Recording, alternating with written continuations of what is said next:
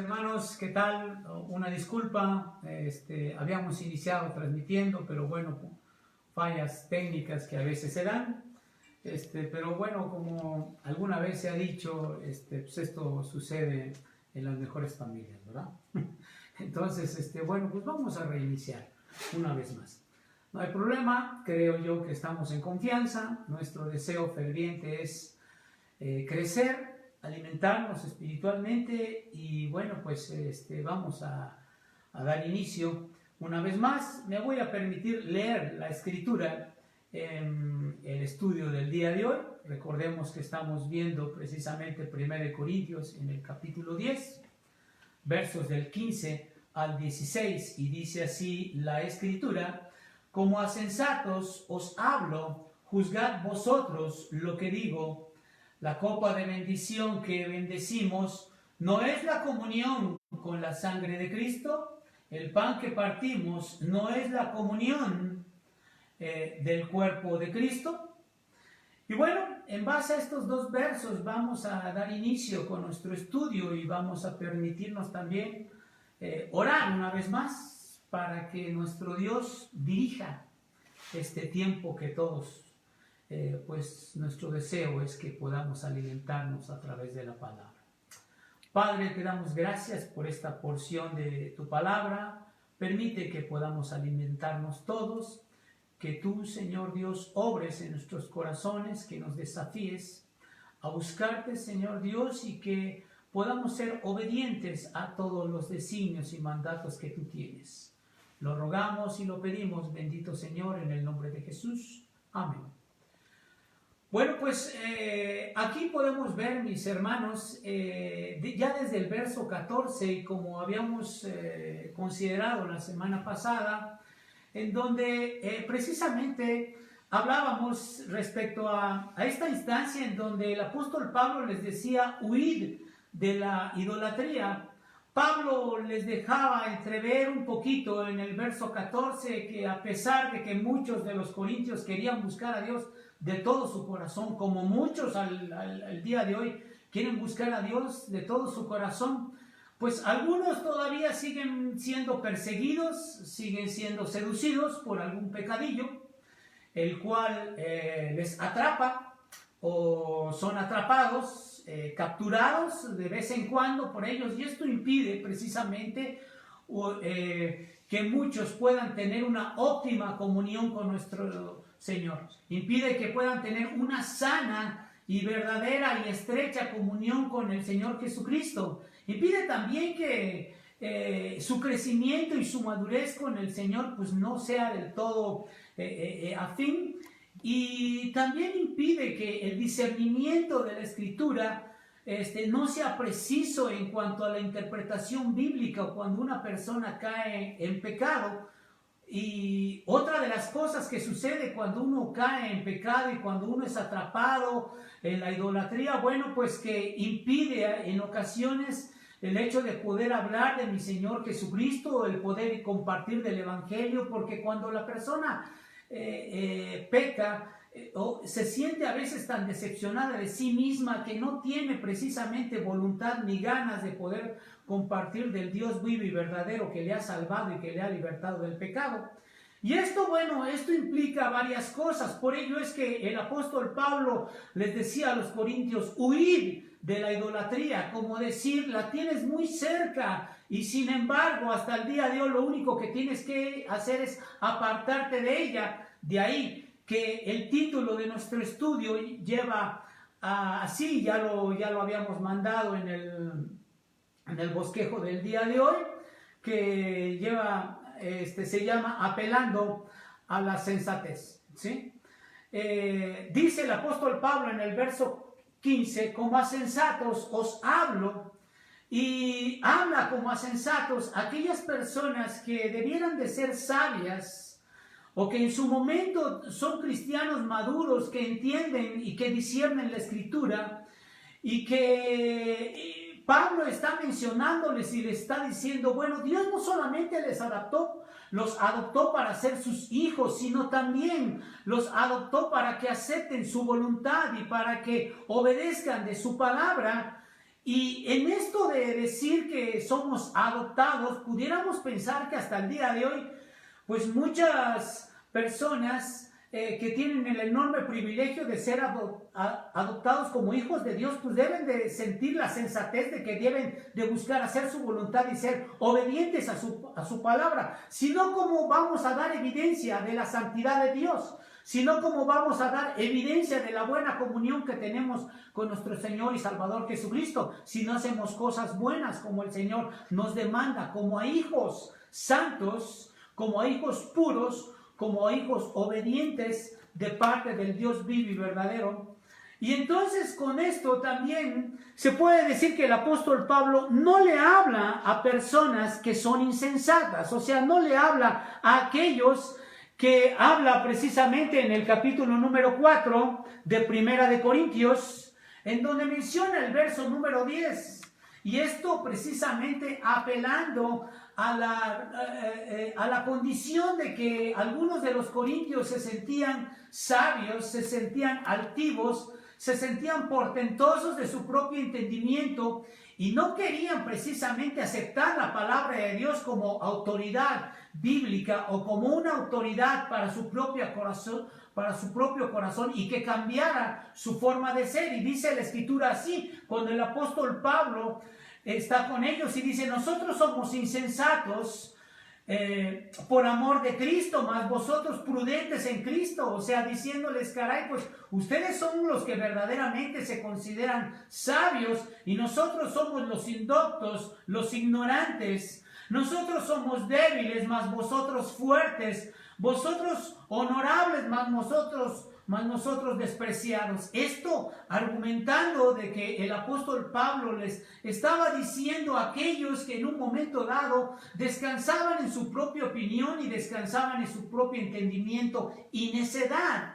Y entonces Pablo aquí les habla no a estos insensatos, sino le habla a unos corintios prudentes y obedientes que por ningún motivo debían de permitir, ¿sí?, traer a su corazón idolatría o adorar ídolos. Por ello es que también debemos de considerar que antes de llegar a los pies de mi Señor Jesucristo, cada uno de nosotros teníamos un ídolo, si no es que algunos también pudieran tener alguno hasta el día de hoy, y que esto les impide tener un crecimiento óptimo como no, directamente a nuestro Dios. Entonces, pudiéramos ver que muchas personas pudieran buscar a nuestro Dios, pero su pecado los aleja de Él mismo. Entonces, a lo largo del tiempo, de las décadas, de los siglos, se puede decir que muchas personas, queriendo buscar a Dios, caen, fallan, hierran y tropiezan por ser idólatras de algo que sencillamente les seduce. El mismo apóstol Pablo, ¿sí?, era un idólatra a la religión judaizante, y él mismo, cuando estaba Esteban predicando el evangelio, rechazó el evangelio, y cuando estaban apedreando y lapidando, asesinando a Esteban, él dio su voto y contemplaba al mismo Esteban, no sintiendo ningún arraigo, ningún sentimiento propio para una persona como amar a su prójimo. Sin embargo, él, en esa insensatez de no querer buscar a Cristo, entonces se estaba alejando de él mismo. ¿Qué sucedió después? Mi Señor Jesucristo lo llamó, así como también a nosotros nos ha llamado en su momento, siendo ególatras, alejándonos de Dios con nuestro propio entendimiento, con nuestros propios criterios. Dios trajo al apóstol Pablo, como ha traído a muchas personas a través de los siglos, y nos ha traído a ti y a mí a sus pies para que le busquemos de todo su corazón. ¿Para qué? Para que Él entonces pueda ser exaltado y glorificado en todo tiempo y sobre todo dentro de nosotros mismos. Aquí mismo en el verso 15 dice la Escritura: juzgad vosotros lo que digo. El apóstol Pablo como que dijera: juzguen ustedes en su conciencia. Es como decir, emitan ustedes un veredicto o sentencia después de hacer un examen minucioso dentro de su corazón y después de todo lo que les he expuesto a lo largo del verso 1 al 14. Entonces ustedes tengan un criterio, un sentido común para juzgar nuestra propia conducta delante de Dios y digan verdaderamente lo que debe de hacer cada uno de ustedes. Entonces, los corintios debían de decidir con sabiduría, ¿sí? Porque no les habla a personas que son recién convertidos, les habla precisamente a personas maduras, a personas que están en pleno crecimiento, a personas que son capaces o que se supone que tienen la capacidad para discernir a quién deben de adorar y cómo deben de adorar, y en este caso a mi Señor y Salvador Jesucristo.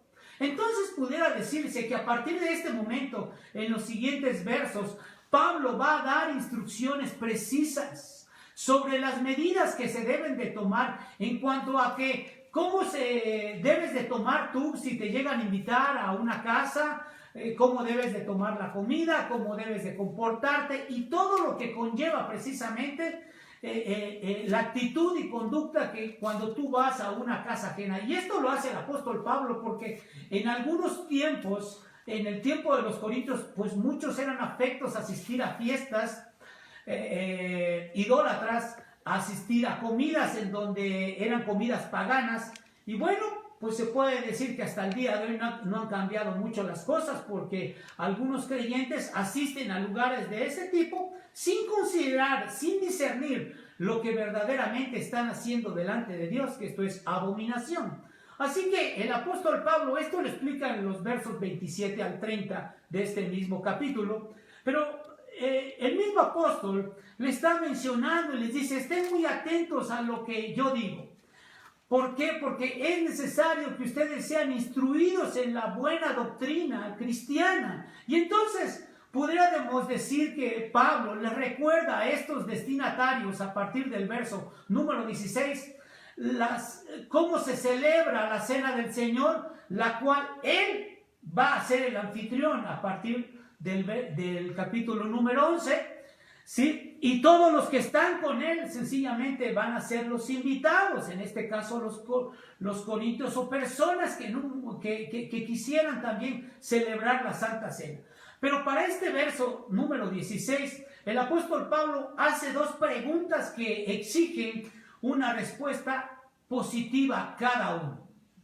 Esto nos lleva al punto ahí que tenemos en nuestro bosquejo: juzguen por el significado de esta bendición. Y dice el verso 16: la copa de bendición que bendecimos, ¿no es la comunión con la sangre de Cristo? El pan que partimos, ¿no es la comunión del cuerpo de Cristo? Las dos preguntas nos llevan a la contestación, ¿sí?, absoluta y total, de decir sí, efectivamente, y es lo que tenían que contestar los corintios, ¿sí? Entonces se puede decir que cuando los corintios bebían una copa o bebían el pan durante la cena del Señor, demostraban que conocían el significado de la propia cena y que ellos estaban demostrando también que tenían una auténtica comunión con el Salvador. Y esto daba evidencia que para nada estaban en comunión con los ídolos, daban evidencia que estaban totalmente libres de pecado, sencillamente porque habían sido redimidos de la sangre, con la sangre de mi Señor y Salvador Jesucristo. Y antes de tomar la cena, ellos pedían perdón, se humillaban delante del Señor, buscando tan solo estar en esta estrecha comunión para que el Señor sea glorificado. Pero podemos ver que la institución de la Santa Cena tuvo lugar en el aposento alto, ¿sí? La noche anterior que mi Señor Jesucristo fue entregado en la cruz, se puede decir que Jesús les explicó precisamente cuál era el propósito de esta celebración. Y él dijo precisamente en Lucas 22:20, decía así la Escritura: esta copa es el nuevo pacto que en mi sangre que por vosotros se derrama, ¿sí? Esta misma palabra lo menciona el apóstol Pablo en el capítulo 11, en el verso número 25. Y entonces, al momento de decir, este es un nuevo pacto, les está recordando y les está refiriendo que el pacto antiguo había quedado totalmente obsoleto. ¿Cuál era este pacto antiguo? Bueno, si vamos directamente al libro del Éxodo, ¿sí? Ahí en el capítulo número 24, quisiera que fuéramos ahí, al Éxodo. Recuerden que el libro del Éxodo, el segundo libro después de Génesis, y en Éxodo 24, versos del 5 al 18, voy a leer. Este momento es exactamente cuando Dios le dijo a Moisés que subiera directamente al monte y que subiera con Aarón, con Nabal, con Abiú y con 70 ancianos.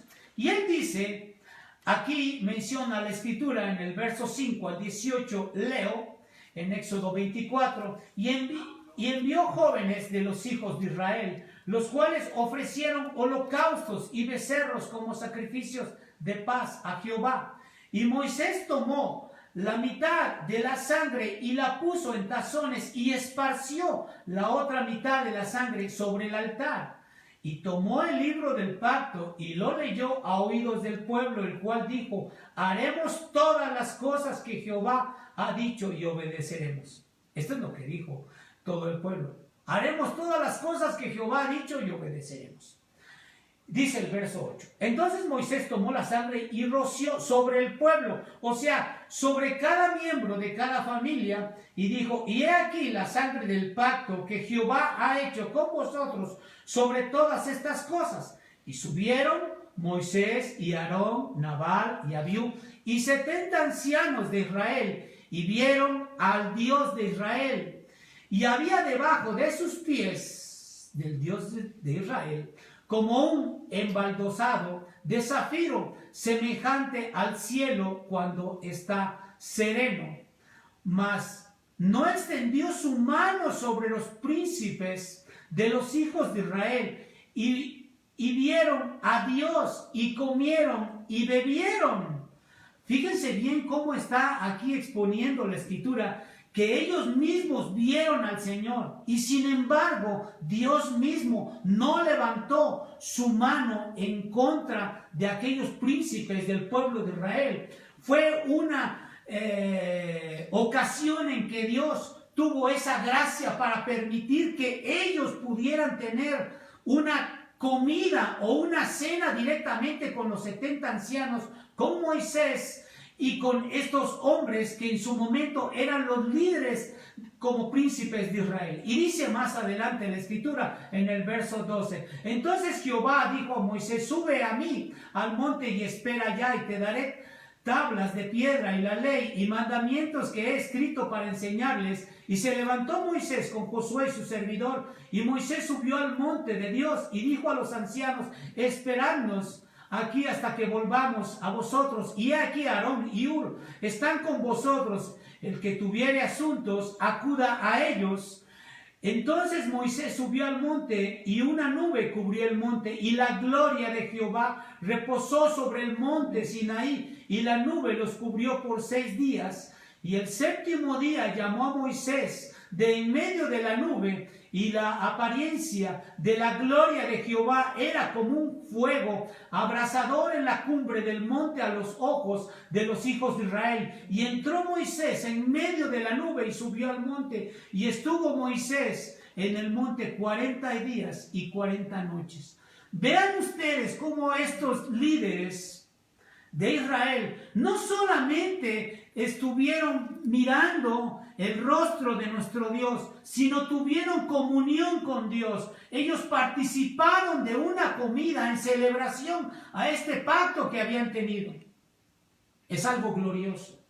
Es algo que pocas veces, se puede decir que una sola vez fueron partícipes ellos. Y con esa manifestación es más o menos lo mismo que sucedió cuando el mismo Moisés bajaba del monte con la gloriosa apariencia, cuando su rostro resplandecía. El haber estado en la presencia de Dios, esto mostraba un resplandor de la gloria de Dios en el mismo rostro de Moisés. Y esto mismo sucede en ocasiones cuando nosotros hemos recibido a mi Señor Jesucristo, y cuando estamos en una estrecha comunión con nuestro Dios, provoca que nosotros podamos reflejar la luz, podamos reflejar la gloria del Dios viviente, que reflejes a tu Señor Jesucristo en tu corazón y que todas tus acciones, tus palabras, tus pensamientos reflejen quién habita en tu corazón. Así que con todo esto pudiéramos decir que nuestro Dios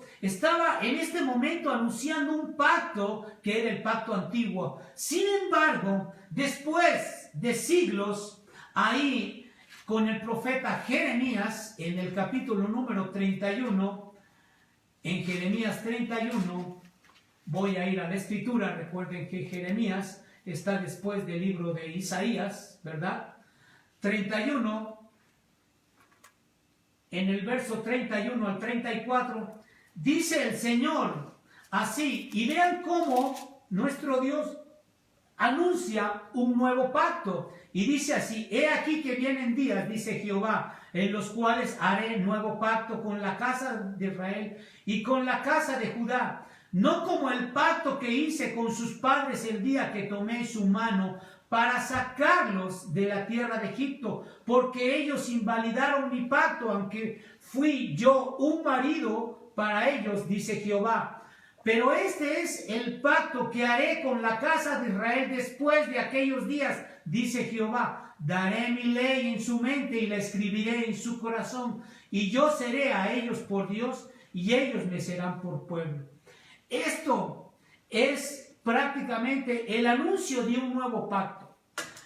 Esta profecía de lo que estamos leyendo en Jeremías 31, del 31 al 33, se cumple precisamente cuando mi Señor Jesucristo, la noche que fue entregado en Lucas 22, si vamos al Evangelio de Lucas, en el capítulo número 22, dice la Escritura así, en el verso 20, cuando están precisamente en la cena, ¿sí?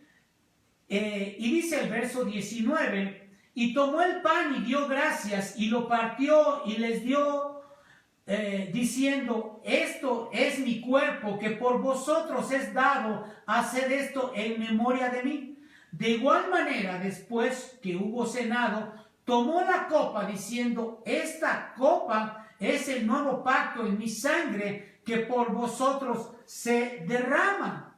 Entonces, pudiéramos decir aquí que a partir de este momento, mi Señor Jesucristo establece un nuevo pacto y participa de una comida con los apóstoles, de una cena, de la misma manera y de la misma forma como nuestro Dios participó de la cena con Moisés, con Abiud y con los 70 ancianos que en su momento estaban al pie del monte.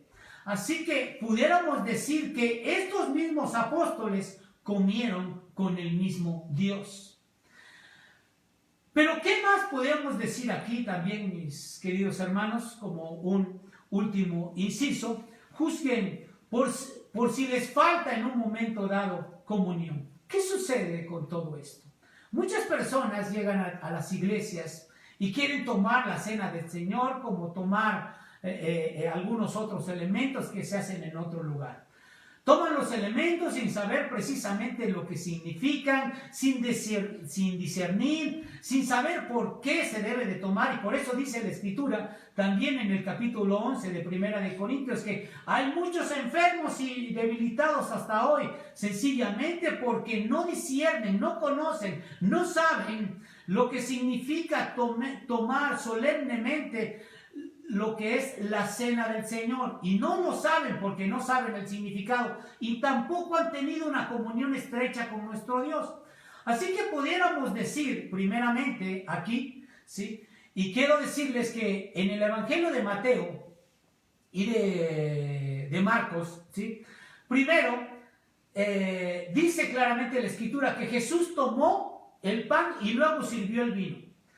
En el Evangelio de Lucas, primero toma la copa, la entrega a sus discípulos y después la toma él. Y esto hace referencia que siempre que había una comida en la Pascua judía, los participantes bebían 4 copas a intervalos determinados. tomaban la primera copa, que era la copa de la salvación, la segunda copa, que era la de la liberación, la tercera copa, la de la redención, y la cuarta copa, que es la copa de la herencia, que esa la tomaremos aquellos que hemos sido redimidos y aquellos que lleguemos directamente a la presencia de nuestro Dios. Esta tercera copa es la que habla precisamente el apóstol Pablo aquí, que él menciona y dice que es la copa de la bendición, o sea, la copa de esta copa que habla de una redención que nosotros como hijos de Dios hemos tenido a través de que Jesucristo ha instituido la cena del Señor para cada uno de nosotros. Y entonces pudiéramos decir que el apóstol Pablo, al momento de escribir en el capítulo 11, verso del 23 al 26, habla precisamente y dice, bueno, lo que yo recibí de Jesús, esta misma instrucción de celebrar la cena, es la misma cena que vamos a celebrar nosotros el día de hoy. ¿Pero qué significa todo esto? La copa de bendición que bendecimos, se pudiera decir que debemos entender, si a alguien le hace falta comunión con el Señor, la cena del Señor es para traer una estrecha comunión con aquellas personas que han pecado, que han fallado, que han errado, que han tropezado, que no han pedido perdón. Y es el momento en que Dios nos otorga esta oportunidad para que podamos estar cerca de Él. Así que se pudiera decir que la copa de bendición, cuando Él está preguntando la bendición, ¿sí?, que bendecimos hablando de esta copa, es un acto de comunión con la sangre de mi Señor Jesucristo. Entonces pudiéramos decir que al tomar la copa de bendición es un acto de acción de gracias.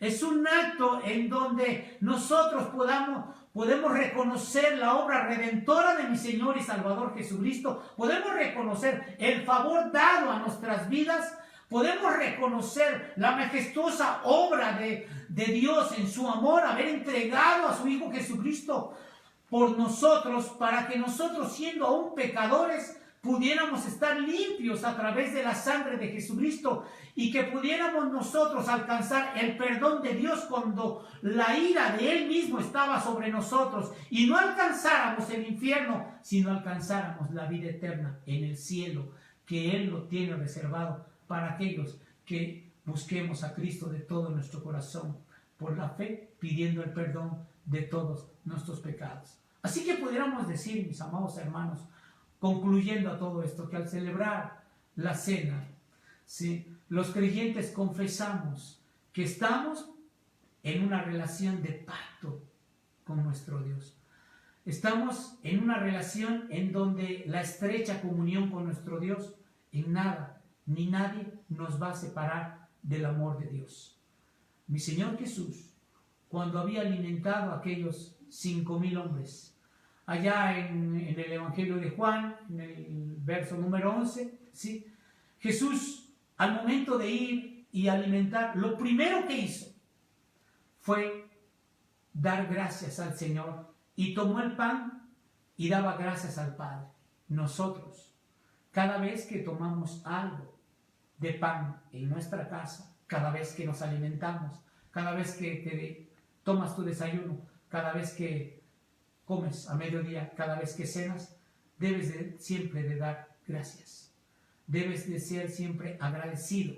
Debes de considerar lo que Jesús ha hecho por nosotros, esa obra majestuosa de amor, ¿sí?, esa obra en donde el dolor que pudo haber Él tenido en esa cruz, que creo que Dios no se lo deseaba a nadie, solamente permitió que su Hijo pudiera morir en esa cruz para que nosotros no sufriéramos de su ira. Él, en ese amor, nos ha traído a sus pies, para que nosotros le busquemos, para que podamos reconocer verdaderamente quién es ese Dios vivo y verdadero, que hasta el día de hoy nos ama entrañablemente y que sigue y quiere que nosotros podamos estar en una estrecha comunión con Él, y que le busquemos, que le amemos de todo nuestro corazón, deseosos para que en todo momento, cuando pudiéramos nosotros llegar directamente al reino de los cielos, estemos preparados cuando Él nos llame directamente a su presencia. Que Dios nos bendiga, que Dios guarde sus vidas, mis amados y queridos hermanos, y que sea la gloria de nuestro Dios por siempre. Vamos a orar. Señor y Dios, te alabamos y te exaltamos, te glorificamos, te honramos y te reconocemos como nuestro Salvador. Hoy, Padre, podemos entender lo que tú hiciste, Señor, como un nuevo pacto. Podemos entender y reconocer que la cena del Señor no es cosa de juego, es algo bastante serio, es algo solemne, es algo glorioso que podemos participar aquellos que hemos sido escogidos y redimidos por la sangre de mi Señor Jesucristo. Te damos gracias por poder participar de ella. Te damos gracias, Señor, porque nos escogiste también como hijos amados para hacer tu voluntad y para ser obedientes a tu palabra. Te rogamos, bendito Dios, todo esto en el nombre de Jesús y que tú seas exaltado y glorificado. Lo rogamos en el nombre de Cristo con acción de gracias. Amén. Dios les bendiga, mis amados hermanos.